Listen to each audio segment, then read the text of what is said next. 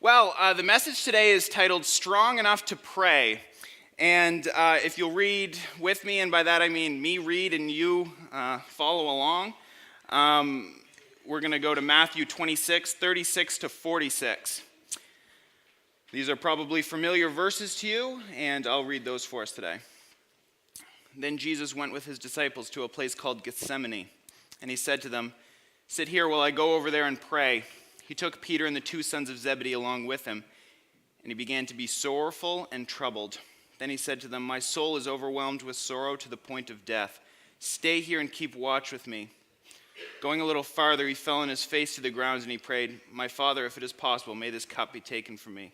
Yet not as I will, but as you will." Then he returned to his disciples and he found them sleeping. "Couldn't you men keep watch with me for 1 hour?" he asked Peter. "Watch out and pray so that you will not fall into temptation. The spirit is willing, but the flesh is weak." He went away a second time and he prayed, "My Father, if it is possible for this cup to be taken away, unless I drink it, may your will be done." When he came back, he again found them sleeping because their eyes were heavy. So he left them and he went away once more and he prayed the third time, saying the same thing. Then he returned to the disciples and he said to them, "Are you still sleeping and resting? Look, the hour has come and the Son of Man is delivered into the hands of sinners. Rise, let us go. Here comes my betrayer." Well, let's start with a question. Who wishes that they had a stronger prayer life? And you don't need to put your hands up, but who wishes they had a stronger prayer life? I'll put myself in that category. 100% I wish I had a stronger prayer life. I could be a pastor, I could be a professor, a teacher, it doesn't matter. I wish that I had a stronger prayer life. I wish that I was dependent upon prayer. I wish that I was always in prayer. And some of you today, maybe you wouldn't say, I feel like I have a pretty strong prayer life. Good for you. But I bet most of us today would say that we wish we had a stronger prayer life. So this is a message for everyone. Well, let's start with the first point, pivotal moments. This right now, this passage is one of the most important moments in human history. This is the Garden of Gethsemane. This is it. Jesus is hours away from the crucifixion. This is an unbelievable time in history. Probably the most important 24 hours, that there has ever been, for sure. And the disciples are asked by Jesus to do one thing. Can you pray with me? And not just can you pray with me, can you pray with me for an hour? Now, I'm going to let you in on a secret. It's not actually just like an hour by our standards, because they didn't all have nice clocks like we do today. So basically what he's saying is, can you pray with me for a short amount of time? Can you pray with me for a little while before we go into this? I need you to be with me. His friends, his buddies, will you pray with me? And they don't do it. They don't pray with him. They go to sleep instead. Now, as much as this is a pivotal time and a very important time in human history, what I would like to acknowledge before we really get into any of the points today, before we really touch on anything about this passage or what are the applicable points to us today, what I want to say is, as much as this is a pivotal time, and it was 100% an important time to pray, I want to say we're also 100% right now in a pivotal time, a time where we need to be praying, a time where we cannot neglect prayer. If you don't agree with me, I would just ask you to look around, look out at the world, look at the churches, say, are things the same as they were 30 years ago? Are things the same as they were 50 years ago? I am right now in a culture where I look out at the world and I look out at the church, and I don't get to look 20 years in the past, right? Because I wasn't thinking about this 20 years ago. And I don't get to look 40 years ago and say, 40 years ago, that's what it was like, and churches were all full. Every one of the churches was full, and people loved Jesus, and we lived in a Christian nation. I don't get to do that. I don't have that luxury. I only get to look at the future. And when I look at the future, when I look 20 years in the future, I don't see a country that's more interested in Jesus. I basically see a country that's less interested in Jesus if we're going to go the same way as we've gone in the last 5 years. So does that stress me out? A little. Yeah. So are we in a pivotal moment? Are we in an important time in human history right now where we need to be praying? Where if Jesus tells us to pray, which he does, for an hour, or whatever that time is, we need to be doing it because it's a very, very important time. We just can't do it alone. Well, the issue with this is that there's basically two things that stand in the way of us taking this time as a serious time. To understand how pivotal a moment this is, there's two things that stand in the way. The first is that effort is required. Effort is required. So, is a lot of effort required? Not really. I mean, Jesus in this passage, he says, will you pray with me for an hour? And they don't do it. Well, was there some effort required? Yeah, they needed to stay awake and pray for an hour. And you know what? I've been there. You've probably been there. You've probably gone to sleep, instead of praying some night. Oh, I'm too tired right now. I get that. Been there. Done that. But it takes a little bit of effort, and it's always easier to do the thing that doesn't take effort, right? It's always easier to watch TV instead of reading a book and learning. It's always easier to watch the movie or to eat the fast meal, whatever it is, it's always easier to do the thing that doesn't have a lot of effort. Well, prayer actually seems like one of the easiest things for me to do, and if you don't know much about prayer, basically just talk to God, just tell him about what's going on in your day, tell him about your sins, tell him about your goals. You can do those. That's really an easy thing to do. But prayer isn't always that easy. Now, again, I'm not going to ask you to show your hands for this one either, but tell me if this has ever sounded like you, if you've ever done something like this. So you go to church, somebody sees you, and they say, hey, Micah, will you pray for me? I'm having a tough time at work or whatever. Sure, I'll pray for you. No problem. See them next week. You see them across the room? Dear God, I really want to pray for that person right now. I don't remember what the problem was, but you go, I've been praying for you. Been praying for you. You ever done that? Definitely don't put your hand up if you've done that. Oh, no. Yeah, see, prayer does take a little bit of effort, but it's somehow something that we don't find time for, whether it's our friends, our family members, maybe it's the people in our church. We don't always make the time that we should to pray. Effort is required. Now, sadly for me, I don't carve out time to pray as much as I should. I don't piece off an hour of every day to go pray. I wish I did. But I know for a fact that there's been some times in my life where I've just said, you know what? I'm going to put down the phone. I'm going to put down my stresses. I'm going to put down my hard times, all the things that are on my plate right now. I'm going to put everything away, and I'm just going to get with God. I'm going to get down on my knees, do whatever I need to do, go for a walk in the woods, whatever that looks like, and I just prayed. And you know what happens? I feel tremendous blessing from that. And if you've ever done that, I think you've felt that too. If you just get alone with God, if you took the effort, it actually worked out. Well, the next thing, and this one sounds a little harsh, is the next issue that keeps us from acknowledging the pivotal moment is that we are weak. Wow. Well, verse 40, Jesus says, you are not strong enough to his disciples. Verse 41, he says, watch and pray so that you will not fall into temptation.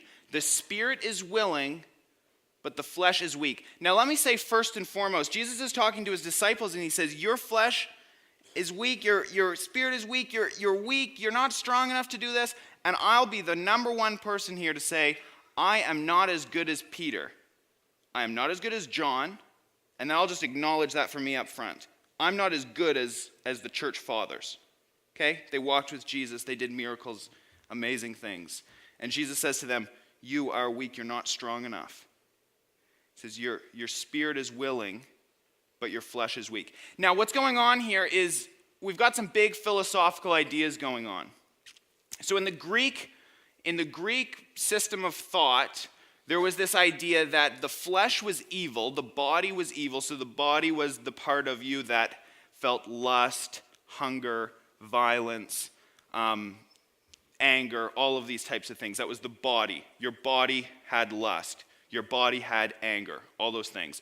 But your spirit inside of you was good. It wanted to do good and see good things happen. But your body was constantly corrupting your spirit. Well, in the Jewish system of thought, they were very much intertwined. Your spirit and your body worked together hand in hand So what Jesus is saying here is, even though your spirit is willing and your flesh is weak, every part of you, you just want to sleep right now. You just want to do the easy thing. And because of it, all the parts of you are intertwined and everything's going to get mixed up. Your body is working with your spirit, and if one part of you isn't right, you're all going to be wrong. And they were. They don't do the things that they should do. Paul says in Romans, he says, the things I want to do, I don't do them. And the things I don't want to do, I do those things. You might have really good intentions to pray, but you're going to find yourself weak at the end of the day if you don't work those things out. I might have the best intentions to do good things, and often I find myself doing the exact thing that I didn't want to do. And that's exactly what happens with the disciples. Well, let's talk about overcoming weakness. How do we deal with weakness? How do we deal with the fact that even when we want to do good things, we don't do them? How do we deal with the fact that the things we don't want to do, we often find ourselves ending up doing them? How do we overcome weakness? Well, let's go to point number 1, which is wake up. Be alert to what God is doing around you. Be alert to what God's doing around you. Well, I don't know why the disciples slept at the end of the day. I can read into the story. I can make assumptions. Maybe they didn't think that it was as serious as it should have been. The moments they were in weren't that big of a deal. Maybe they just cared about the present more than they cared about the future. They were too focused on the right now. Maybe they were just sleepy. I don't know what was going on with the disciples. All I know is that whatever their motivation was, whether they didn't care enough or they were going for the present, whatever their reason, or even if they were just tired, the issue is that they don't make the right decision. They make the wrong decision. They go to sleep. They don't stay up with Jesus to pray. See, Jesus knows that they should pray. They should pray as much as they can, and especially in these moments. And there's 3 reasons he wants them to pray. First is that it is a pivotal moment. This is an important time in human history. The second is the power of prayer. If you read your Bible, I will challenge you to find anywhere where prayer doesn't make a difference. Prayer makes an incredible difference. I hope you found that to be true in your life. I hope you haven't found the opposite to be true. If you have, I'm sorry, go try again. Go pray again. Prayer makes a difference. It makes an incredible difference in the Bible. Set time aside and just go do that. And the third reason Jesus wants them to pray is that they face issues. One of the things he says, and it actually highlights Peter in the passage, he says, Peter, pray so that you don't fall into temptation. And do you know what happens to Peter like 3, 4, 5, 8, whatever it is, hours later? Peter falls into temptation. They say, hey, Peter, don't you know that guy? And Peter says, no, I don't know him. He does it 3 different times. Jesus says, you will face temptation, and you need to prepare yourself with prayer. Have any of you ever found yourself falling into temptation or facing issues in your life that you wish you might have prayed through before, set the time aside to be with God before? I certainly have, and Peter has. You know, there's a lot of pastors in the world, hopefully not too many, but there's quite a few pastors in the world with big private jets, and they're fancy and expensive. And you know what a lot of them say to people? They say, God wants you to be successful and prosperous. God wants you to have lots of money. Give me $1,000 and I'll grow it. You pray this certain way and God is going to bless you. But you know what? I am not that type of pastor. I think God loves you so much, and I think when you get to heaven, it's going to be the best thing ever. 10 times better than anything on this earth, in a private jet, in a big house, in a shiny car. But there's a reason I don't have a private jet myself, and that's because I know issues come. I know that trials are inevitable. As sure as death and taxes are going to be issues in your life, you are going to face problems. Jesus says it to his disciples. You're going to face trials and you're going to face temptations. I'm sorry if you're just hearing this for the first time. Jesus says, prepare yourself with prayer. Watch and pray. The word watch here, it's an active word. It's a word that means be on guard, be ready, be watchful, Be in preparation for the things that are going to come. Watch and pray, and you'll be more ready for the trials. We're almost done. The last point is get fit. So it's 2019 now, and a lot of people make resolutions to get in better shape at the beginning of the year. Have you ever heard of that? Sounds strange to me. Anyway, some people find that funnier than others. So let's end with get fit. I do not know what it's going to take for you to have a stronger prayer life. I don't know what it takes. I don't know if what you need to do is say, I'm a morning person, I need to carve out an hour in the morning. I don't know if you need to take an hour at night. I don't know if you need to write down on a piece of paper like 50 things to pray for, people, things that are going on in your life, struggles, exciting things, blessings, write them all out and pray through them. I don't know what's going to work best for you. This isn't the part where I give you all the answers. And here's what I know. Actually, let me just be a little bit honest about some of the things that have been going on in my life. So I bought a house this week. That's great. In other news, I've been working on an app, and probably no one here really knows that, maybe a couple people. For the last 2 or 3 years of my life, I've had this idea for this app, and the first time I had it, I felt like it was just this crazy moment. Unreal. And I was accepted to a program last semester. They only accept 4 guys and 4 girls a year. I was one of the people accepted. There were some very prestigious people, and it was quite exciting. I was baffled that I got accepted. I got to pitch to very well-known people and mayors and politicians and business leaders that were very, rich and successful. Anyway, and that's been going on. Now, it's cool. It's a Christian app that I think can help a lot of people. Whether it does or doesn't, I don't know.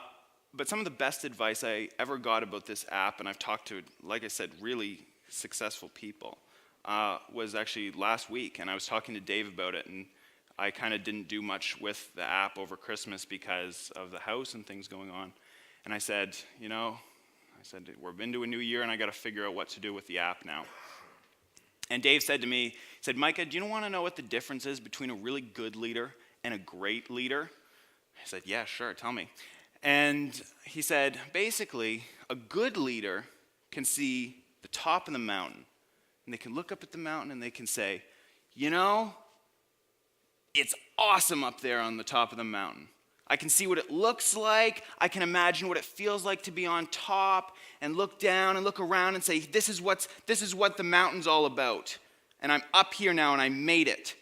And you know what? I could do that. I can look up and say, here's what it would be like to have an app on 1 million people's phones. I can see that. He said, but that's a good leader. A good leader can see the top of the mountain. He said, you want to know what a great leader can do? A great leader sees the top of the mountain and picks the next 3 steps. Here's the first step that's going to get me to the top of the mountain, and just takes 1 step, no matter how long it takes, and then number 2, and then number 3.